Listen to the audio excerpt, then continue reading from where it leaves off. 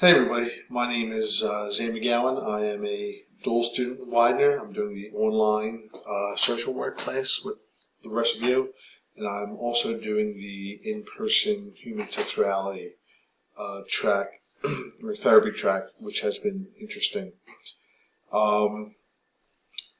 The experience in field, my first placement was at Net Centers in Philadelphia, where I worked with permanent placement of kids in the foster care system in Philadelphia. What I do for a living, I am a parole agent, and I commonly use, I don't know if that's the right word, it's commonly used, but anyway, EPICS, evidence-based practice in community supervision with my clients, if you will.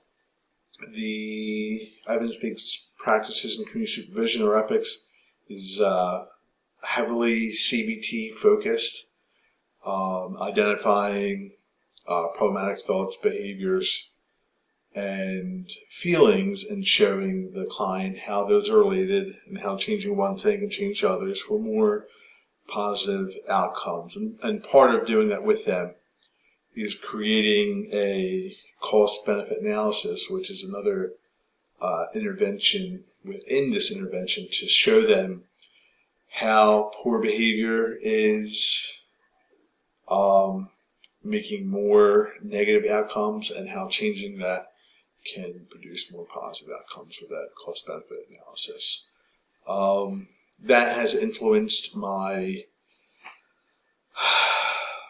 work in these classes a lot, because I keep saying, I'd love to branch out and work on these other theories, if you will, other than CBT, but I always find myself coming back to the CBT because that's definitely what I'm most comfortable with.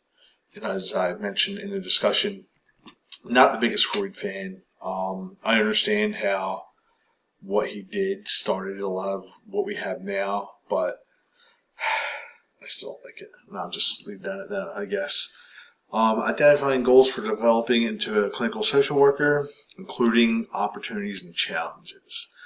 So, as the rest of us, I hope, are interested in, goals is to get that paperwork taken care of, right? To get the licensure and being able to take what we've learned and apply it in practice.